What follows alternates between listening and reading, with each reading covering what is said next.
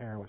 It doesn't start in the workplace. Why that is so important is that if you are aware, if you see the trees and not just the forest, you'll typically see other signs that, wait a minute, there's something going on here. You know, the person's a great employee, Tuesday through Thursday. You know, Monday, you know, they seem to, you know, getting worse and worse on Monday, and Fridays, you know, afternoon, they're sort of gone. That kind of thing. Important thing is you take action early, identify it early. A person can be legally drunk while driving and still demonstrate good balance and coordination. That's true. That's absolutely true. And what's the legal limit here in New York? 0.08. Just went down to 0.08. Today, effective I've today. seen studies that show that your coordination is affected. You may not think your coordination, your reaction time. I teach defensive driving, and the studies have shown that a 0.08, your reaction times are slowed significantly over. That's correct. The The American Medical Association is on record as saying that impairment really begins at about 0.05. And they recommend that 0.05 be the legal limit, if you would. And I have a question. Why do they call it the legal limit? People are arrested for it.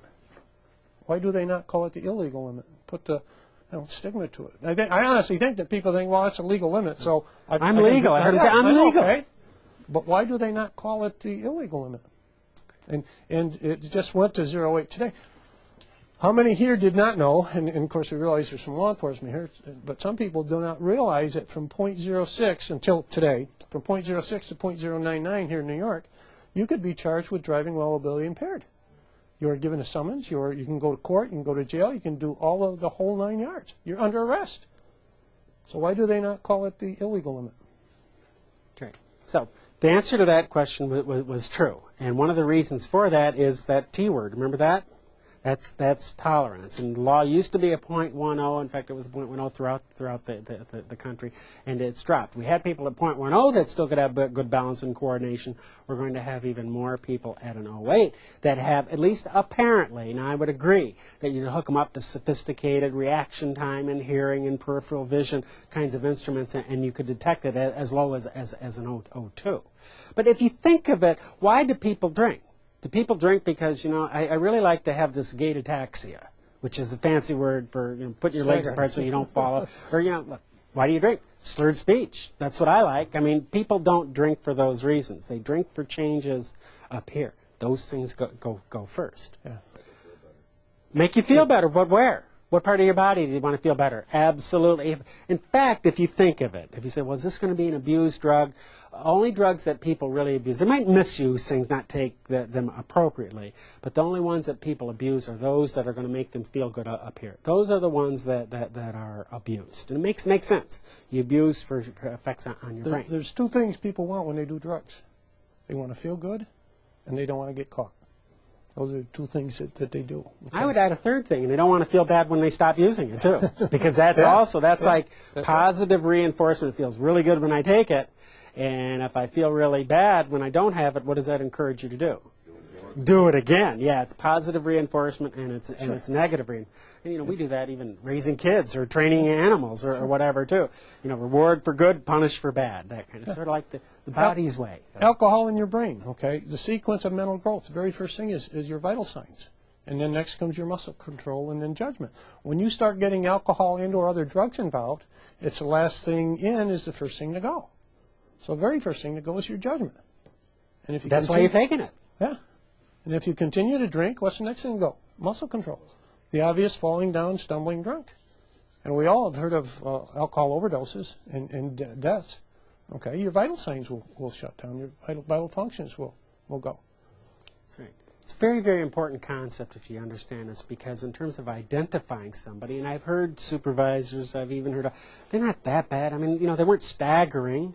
The speech I could understand. They weren't really slurred. I could tell they'd been drinking, that kind of, but they didn't seem that bad. Well, if you're already seeing some of the physical signs of slurred speech, gait ataxia, money back, not my money, Tom's money, but a money back guarantee is that what's already happened. Judgment has been changed, and it's changed for the worse. It's not changed for the better. It has changed. And I'll sort of ask this question, and it's sort of a plug for this program, obviously. What training has managers and supervisors in the workplace What have they received as far as identifying impaired subjects? None. Really? It doesn't mean that they don't recognize That's that correct. there's a problem. In fact, I would say they almost always. There's rarely the surprise. There's rarely the big surprise that great employee, no problems ever. I can't, they just came into work one day and they're high on drugs. It just doesn't happen like that. They suspect. But we have an amazing capacity. I know we'll talk about denial and then even resistance to taking action. Hey, number 5, very apropos, if you will, question with what's in the news these days. If a person's blood alcohol level is a 0.10, it will take from 4 to 6 hours of non-drinking to get down to a 0.0. How long does it take to go from, say, a 1.0 to 0.0? And what do you say? He says false. How long do you think it takes? I believe it's 24 hours. 24 hours. Okay, we have 24 hours. Anybody over here? Another? Well, again, a study that was done of college students. Okay. They had them consume alcohol till they registered a .02. Okay. And then they timed them every 10 minutes, had them blow in the breathalyzer, Right. and they found that based on their physical makeup, their metabolism, some were back to .00 as little as 40 minutes later. Okay. Some took up to 3 hours, and there was variance in between. But on average, it said it takes 1 hour to get rid of .02. So on average, a .10 would be about 5 hours. Okay, I'd have to think about all the calculations, but that's basically true. Is that generally it's going to take probably about 6 hours, maybe a little bit more than 6 hours, for the so-called normal person to go from a 1.0 down to a 0.0. And what he's dealing with is what's called burn-off rate. And burn-off means your body's like a waste treatment plant. When you put toxins in, such as alcohol, what does your body try to do? It tries to get rid of it. Change it to things like water and carbon dioxide, which is what alcohol tries to get some of it out of the body.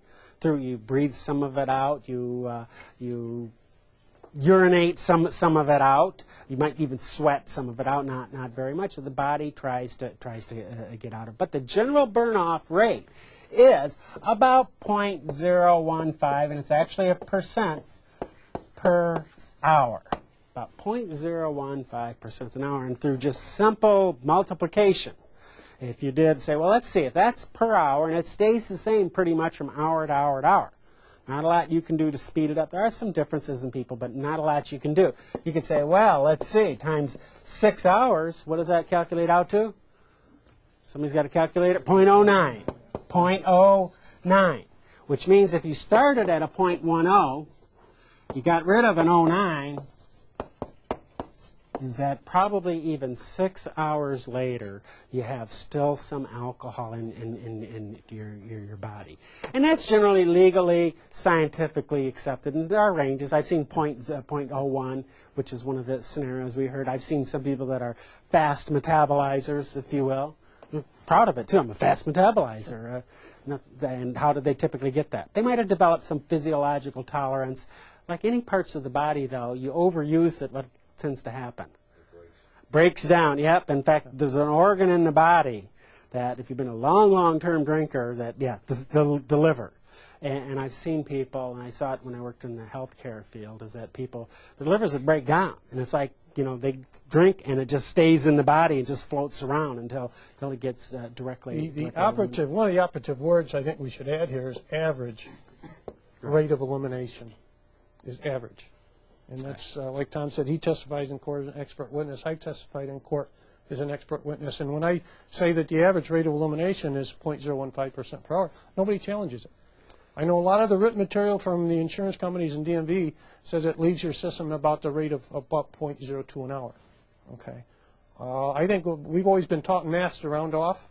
I think they rounded up. Why don't, in my opinion, let's round it down. Let's make it longer in between.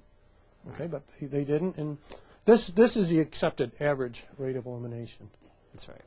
Let's go back to this chart. Can we back this slide up once? I don't know if you were able to see. There's an elimination chart right here, which is consistent with what we were saying, that the 0.015 an hour. And as you can see here, is that it's gone up to, say, a 0.12. Well, if you take 0.015 an hour, 8 times 0.015 is how long? That's be a 0.12. So you can see it took this person 8 hours from 9 p.m. to 5 a.m. to go from that 0.12 down to a 0.0. In fact, it's really interesting in terms of oil tanker captains, as an example. There's been a number of pilots. I've had to do these kinds of calculations sometimes with police officers. How long does it take? And it takes time. And if somebody gets above a 0.10, I'll give you just a real quick example, is that do people get above a 0.10? Absolutely. And I like to say, Super Bowl Sundays are followed by what? Workaday Mondays. If somebody gets up to, say, a 2.0 at 10 o'clock at night, and people do that, and they got to be on the road 8 hours later coming into work, and they're at a 2.0 and they've had 8 hours to burn it off before they're on the road, might they still be DUI when they're on the road? Absolutely. Absolutely. They may. It takes time. Coffee, cold showers, running around the block are not significantly going to alter that. It just takes time. Interesting that you can't do this with drugs, with the other drugs, non-alcohol drugs. Drugs work very, very differently. The effects of alcohol are doubled if you double the amount of alcohol that are in the person. Another thing to think about, especially if you have employees that drive company cars, okay? Knowing the average rate of elimination being 0.015, what time do all the bars close in your area? In Albany? 4 o'clock. That's what somebody told me, okay? 4 o'clock. And we all know somebody stayed out 2, partying, having a good time, and they got home and went to bed and got up at 6, so they got their 4-hour sleep and got up the next day and went to work, okay? And if they became, let's say, the 0.17, if you're out partying and having a good time and you're a 1.7, are you going to be home and in bed at 10 o'clock? Probably not. You know, we all, like I say, we all know somebody stopped to have coffee and all that stuff to wake them up. So they go home, they get to 4 hours sleep, okay? Knowing 0.15 times 4, we're back to 0.06, 0.11 on the way to work. But to carry it a little bit further with the CDL stuff, commercial driver's license, operating commercial motor vehicle, the, quote, legal limit there is 0.04.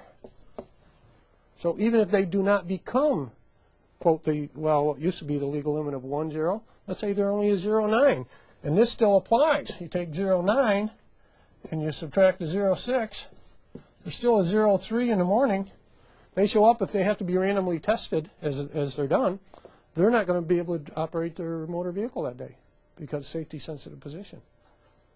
So a lot of ramifications to it. Right. So just understand that with alcohol, it takes time. 8 hours bottle to throttle may not be enough time. Okay. Alcohol comes in many different forms. There's beer, there's wine, there's the shots. It's all basically the same substance that gets one high. And there's basically equivalents. About an ounce to an ounce and a quarter of 80 proof vodka, whiskey, tequila is basically the same as a 5-ounce glass of wine. It's basically the same as a 12-ounce can of beer. Now there's slight variation. Sort of the corollary question now is, okay, this is how long it takes to get out. How much alcohol do you have to take? And really, I would say this, in our society we don't do a good enough job. Generally, it's going to be about an 0.2 per drink. Generally about a 0.02 per drink. And what happens as soon as you start taking it in, what does your body start to do? It starts to burn it off. And this slide is a little example here. There's actually a website. This isn't a promo for it, but drunkenfan.com. And they actually, drunken fans wear 0.10 shirts around at various sporting events in the Boston area. And why that is sort of interesting is that we have levels with alcohol that we do not have with the other drugs. And these charts here are very typical kinds of charts that gives you a rough indication of how many drinks it takes to get up to a certain alcohol level. See, there's two scenarios there. There's the empty stomach and a full stomach. See the 150 pound a person, and this is at a 0.10. It shows about 5 drinks on an empty stomach. Now that doesn't mean in the old level of 1.0 that you get that, well, that's not bad. I have 5 drinks, you know, from 4 to 5, and then 5 p.m. I can have another 5 drinks, and I can just stay under there because they start accumulating. But there's a big difference when we full stomach. And this is why laws have changed. This is the primary, yes, there's other reasons, highway funding and so forth, but this is why the proponents of traffic safety have pushed to dropping. And this goes back a study from the 60s that has been recently replicated in California and Florida, is that you can see is that at about a 0.04, is the risk of a crash starts to go up dramatically. In fact, if anything, this chart underestimates. And once you get up to those 1.6s and 1.8s, you can see 40, 50 times much more likely of being involved in a collision, in a crash. Notice I don't call them what? Accidents. You know, you're up to a 1.5 and you crash. That's not an accident, in mine. That's not like slipping on a banana peel. And what happens, too, when somebody shows up at work the next day and they say, geez, Tom went to Al's party last night and he's hungover today. Okay, let's give him the easy job. Don't we tend to take care of the one that's hungover? Let me ask you this. Did you ever associate impairment with hangover? You better. You better. Most people, he's hungover. But they don't associate impairment with hangover for the most part. Yep, you're up. The effects of marijuana generally last not more than 2 hours. Okay, it's false. It's false. And an interesting study that came out of this, there was a study at Stanford University. They brought in some private airline pilots, and they put them on a flight simulator flying the big planes. They let them become proficient in flying the simulator. Once they became proficient in flying the simulator, they said, okay, would you fly your plane now? And essentially they said, no, man, don't need one. I'm high enough. For lack of better terminology, they kept them under house arrest for 24 hours. Brought them back 24 hours later and said, how about now, would you fly your plane? They said, sure, no problem. Well, there were significant problems. 40 to 60% of them had a significant problem with divided attention tasks. Moving the ailerons and talking on the radio and doing different things. One of them crashed in the middle of the runway, and one of them missed the end of the runway. Significant problems, okay? And since I've been through this training, anytime I go to fly on an airplane, I'd like to call the pilots over and say, come here, guys, I want to check you out. You know, but obviously you can't do that, okay? A couple other interesting studies. University of Tennessee, Level 1 Trauma Center, University of Maryland Level 1 Trauma Center, and Harborview Medical Center. Okay, all Level 1 Trauma Centers, which are your real serious injuries. University of Maryland, they tested anyone that was injured, no matter where it was, home, the workplace, or wherever, and they tested for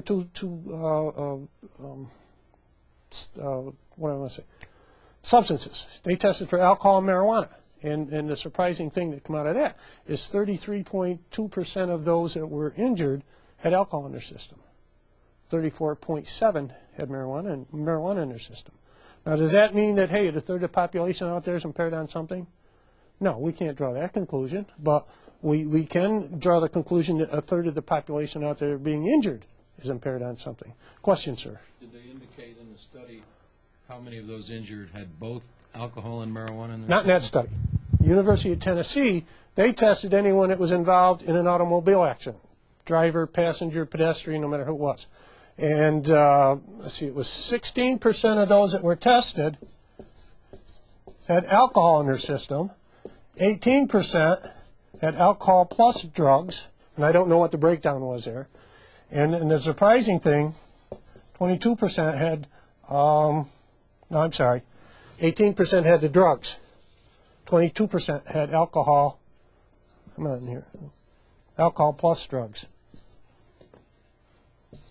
Now, it's not coming out. Let me see if I got to do this here. So that alcohol and drugs, though, the marijuana, the studies are now really overwhelming, showing is that together they're worse than they are separately. Very much so. They've been done these on closed courses in which they put people actually in cars, that a small amount of alcohol with a small amount of marijuana makes things a lot worse. There it is. 16% had alcohol, 18% had drugs, 22% had alcohol plus drugs. So a total of 56% of those people injured had something in their system. And Harborview Medical Center, they did the same type of study, and 40.3 of the fatals had something in their system. Well, the hallmark effects of marijuana is they forget to do things. They forget to stop. They forget to set the brakes. And we've seen train wrecks, for instance, that have been with that. They forget to do things. Okay, Question number 7. Cocaine but not amphetamines causes dilated, which is another way of saying enlarged pupils. And the answer to this is false. They both do the same thing. They are both stimulants. And why this is important is that there are legal drugs, and amphetamines do have some legal uses, and there are illegal drugs. Cocaine is, for the most part, is totally illegal. You're not going to be able to just look in the eyes and say, well, this person's, must be buying drugs from the street. This person might have a prescription. They're both going to do the same thing to the eyes. And one of the reasons we sort of start focusing on the eyes are the window to the body, the soul, and the whole 9 yards, okay? This is an alcohol and drug program, but we also want to remind you that there's all types of impairment, okay? First thing we want you to do, if you feel somebody's impaired, let's rule out the fact that the impairment is not caused by an illness or an injury, okay? Somebody that's in diabetic shock, what are they going to act like? Okay, somebody having a stroke. So one of the folks, it's like going to a doctor and you don't know what's wrong. He mentioned that earlier. What do they do if you don't know what's wrong? You rule out what it's not. And we want you to do the same thing here. Let's rule out that it's not that. There's other types of impairment. You got issues at home, okay? You're concerned about things going on at home. Does that affect you in the workplace? Sure does. Sure does, okay? As a stimulant, cocaine typically increases the appetite. That's false. That's absolutely false. What do they end up doing but deteriorating? And again, if you pay attention to your employees and you see somebody going downhill, so to speak, hygienically and physically and the dress and the whole 9 yards, why? Ask them why. Somebody that loses weight, okay? Somebody's losing weight. I know I can't use myself as an example, but I know Brian here is losing weight. Okay? Once you do lose the weight, what do? You reward yourself. No, that's not true. You reward yourself. Okay, you feel good about yourself. You take care of yourself. You go out and get new clothes. Okay, and those, so you can differentiate and tell, there's significant things to look for in that. Okay, we had some of the reasons why cocaine increases metabolism, decreases appetite, a lot of different reasons. Now, number 9, the addicted to heroin usually use heroin approximately 4 to 6 times each day. The answer is true.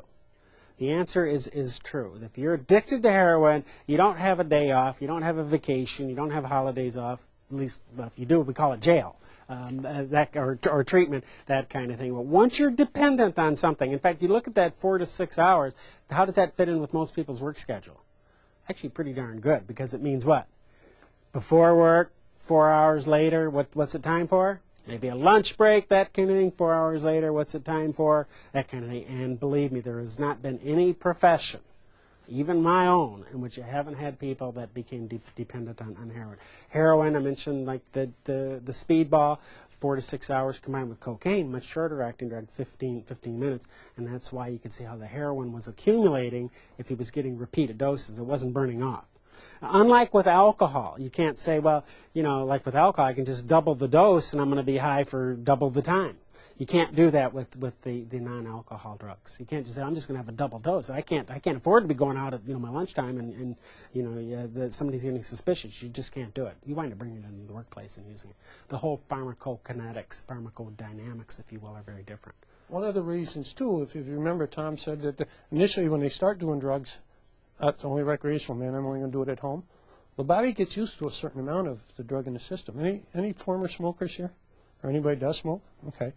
I'm sure you can all relate to this. And those that don't or never did smoke, you can relate to it. And I used to be a smoker. And I can remember going to the movies, okay, and I put a cigarette out and I'm thinking, wait a minute, I'm going to be in a movie for about 2 hours. So I light up another one.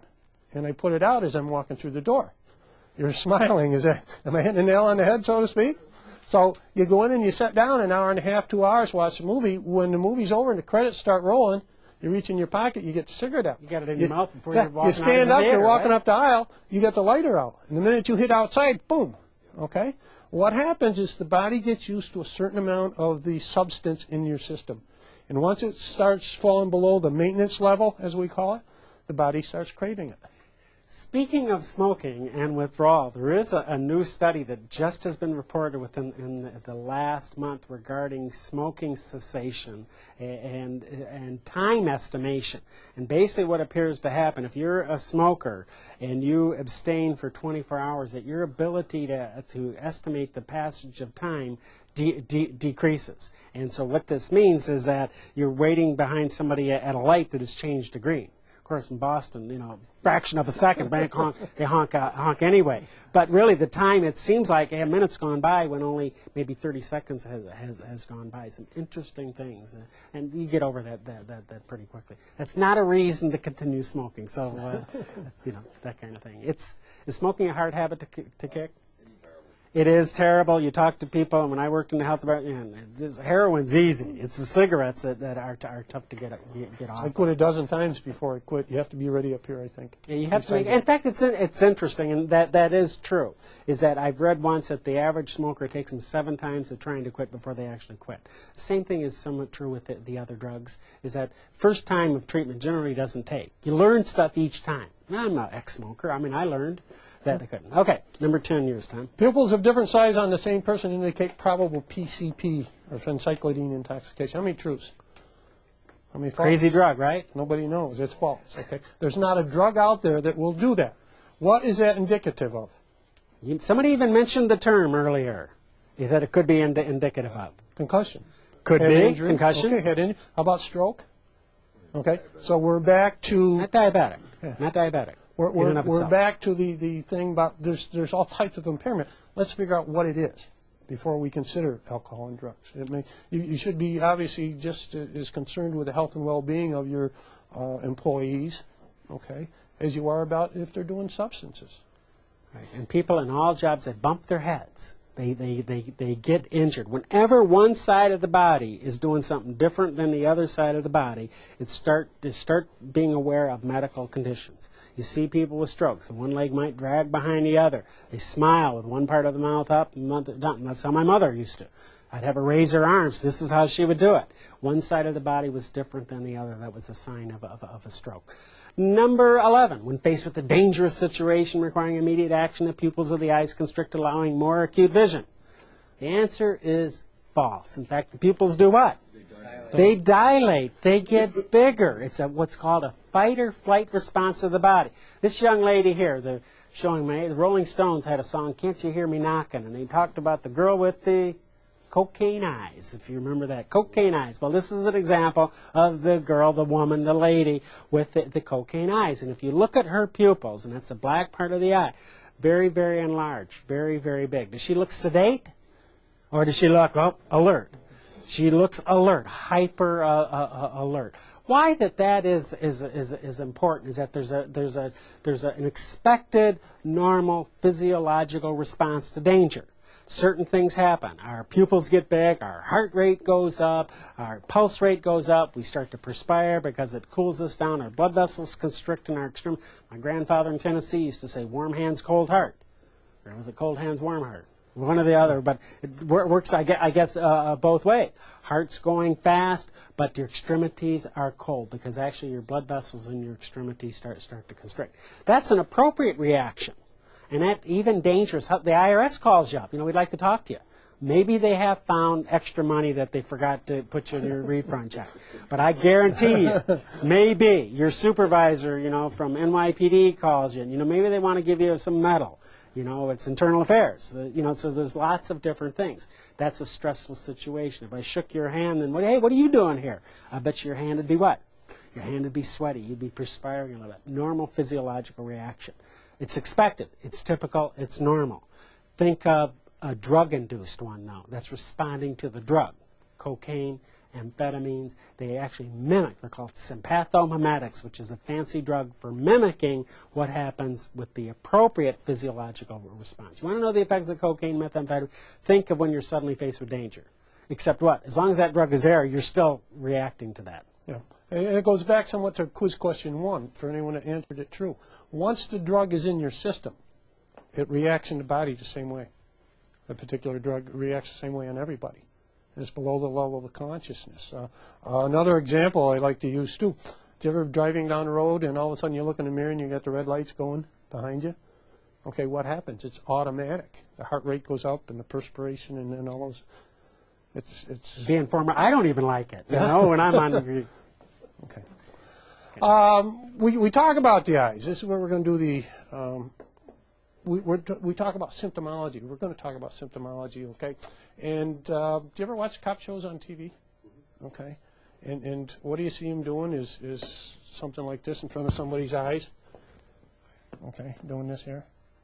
They're checking for, a Response, Couple okay. things. Movement of the eyes. What do you look for on individuals? And this gets into identification, symptomology, things to look for on people. The eyes are one of the best things to look at. Absolutely one of the best things because they're indicators, number one, of injuries and illness.